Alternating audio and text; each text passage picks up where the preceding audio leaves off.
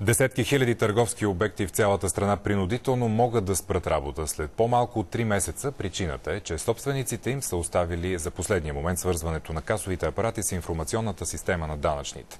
Сега с повече информация включваме нашия репортер Миглена Георгиева, която се намира в един средно голям хранителен магазин. Миглена, собствениците на този обект свързали ли са се вече с НАП? Добър вечер, Косио. Да, магазинът е свързал от двата касови апарата, които има тук, с сървърите на НАП.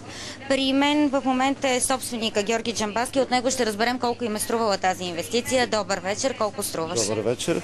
Инвестицията за двата касови апарата е около 1500 лева. Като аз на два части съм инвестирал. Първия касов апарат е с откриването на магазина, а втория е при 2 месеца. А когато направихте тази инвестиция, бяхте ли предупредени, че ще трябва да правите и някакви такси, които ще се отчитат всеки месец? Не, няма такива такси.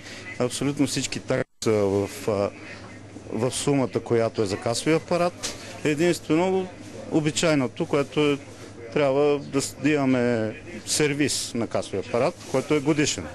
Да, а годишната такса колко е в такъв? Около 30 лева.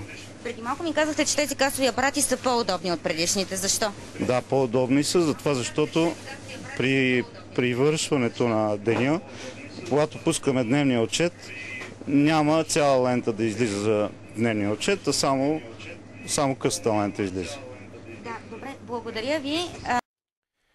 Миглена, нека припомним кои търговски обекти трябва да се свържат с данъчните. До края на март всички търговски обекти навсякъде в страната трябва да бъдат свързани с Националната агенция за приходите.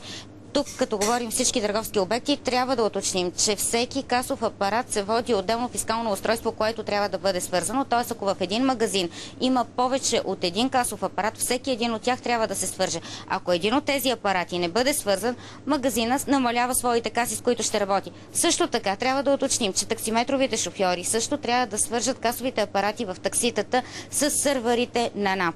В противен случай на 1 април няма да могат да пътуват. Едно уточнение трябва да направим, че има и изключения. Ако един търговски обект приеме, че ще работи само по банков път да му се плащат стоките, т.е. няма да се работи с пари в брой и махне касовите апарати, той може да продължи да работи и след 1 април, но категорично не трябва да приема пари. Другите, които ще работят без да свързали касовите си апарати, това са реповете, където се продават вестници и списания, тъй като те не се отчитат през касови апарати, земеделските производители, продаваща собствена продукция. Това означава, че само те имат право да останат по пазарите.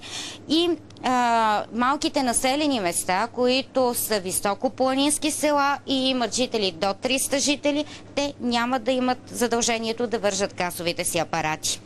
Миглена Георгиева за свързването на фирмените касови апарати с информационната система на данъчните.